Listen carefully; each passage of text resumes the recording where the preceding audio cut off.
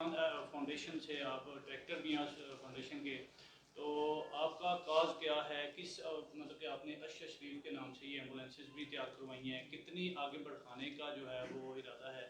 تو آپ ذرا ہمیں ایک میسیج دیں۔ بسم اللہ الرحمن الرحیم۔ سب سے پہلے بہت شکریہ آصف بٹ صاحب اور آپ کا، شکیل بھائی، آپ کا، آپ کی پوری ٹیم کا کہ آپ نے ہمیں یہاں پہ دعوت دی پریس کلب میں۔ اپنے صحافی جہاں بھی ہوتا ہے وہ سچ کی آواز ہوتا ہے، لوگوں کے مسائل اجاگر کرتا ہے۔ وہ جتنے بھی لوگوں کے مسائل اجاگر کرتا ہے اتنی مشکلات دیکھتا ہے، اور مشکلات کے اندر رہتے ہوئے حق کے ساتھ ڈٹے رہنے کا نام جو ہے وہ ایک نام تھا ارشد شریف، جو آج ہمارے درمیان نہیں ہے۔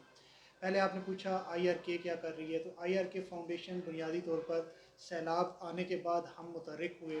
ہم نے کہا لوگوں نے جو محبت عمران ریاض خان صاحب کو دی ہے، صحافی کمیونٹی کو دی ہے، ان لوگوں کو دی ہے جو سچ کی آواز پر لبیک کہتے ہیں، تو اس محبت کا جواب بھی محبت سے اور قوت سے دینا چاہیے۔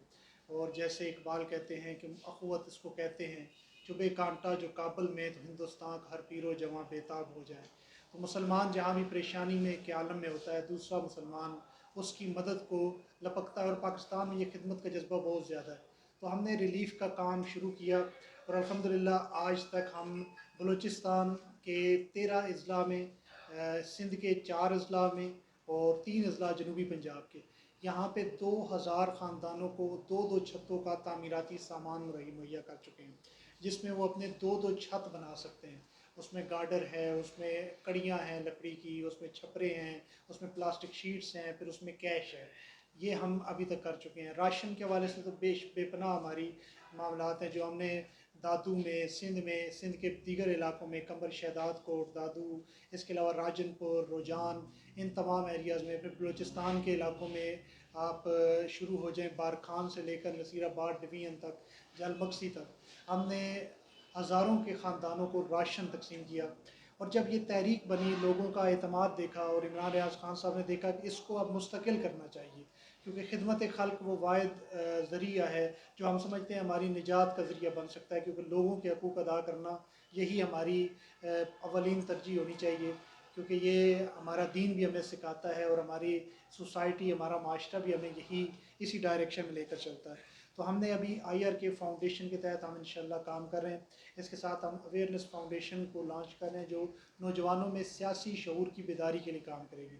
جو آپ نے ایمبولینس دیکھی جس کا آپ نے استقبال بھی کیا، یہ ایمبولینس ابھی اس کا آغاز ہوا ہے، ارشد شریف شہید کی والدہ محترمہ انشاءاللہ اس کا افتتاح کریں گی۔ اس میں ایک ایمبولینس جا رہی ہے دکی کے مقام پر۔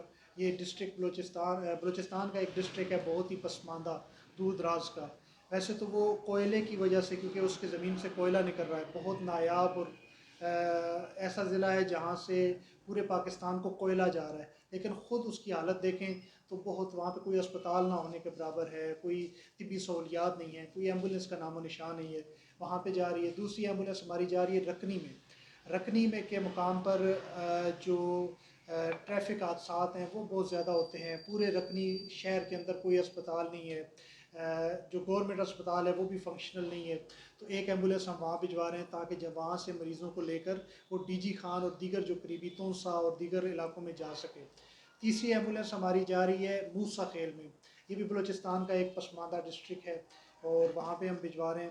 چوتھی ایمبولینس ہماری پونچھ ڈویژن میں جا رہی ہے، آزاد کشمیر میں بٹل سیکٹر، یہ سرحدی علاقہ ہے، ایل او سی کا علاقہ ہے، اور وہاں پہ آئے روز فائرنگ کے معاملات بھی ہوتے ہیں، بھارت کی جانب سے کشیدگی بھی رہتی ہے۔ تو وہاں سے ابھی تک ہمیں پتہ چلا تھا کہ ایک ایمبولینس سروس ہے، لیکن وہ وہاں سے چلتی ہے تو 3 گھنٹے کا سفر کوٹلی کر کے آتی ہے، تو دوبارہ اگر پیچھے سے کوئی اور مریض ہو تو ان کو ایمبولینس کی ضرورت، ایمبولینس میسر ہی نہیں ہوتی۔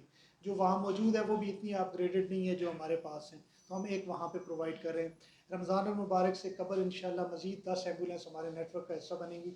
ہم کوانٹٹی پر زیادہ فوکس نہیں کر رہے، کوالٹی پر فوکس کر رہے ہیں۔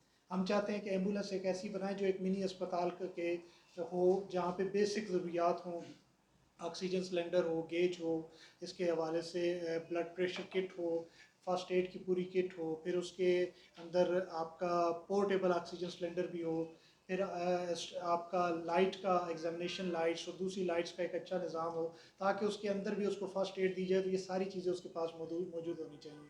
तो हमने इस एम्बुलेंस के अंदर उस तमाम चीज़ों को जो इंटरनेशनल मैयार के मुताबिक बनाई है और इंशाल्लाह ये दूर दराज इलाकों में जाएगी। इसका मतलब ये भी नहीं है कि हम बड़े शहरों में काम नहीं करेंगे।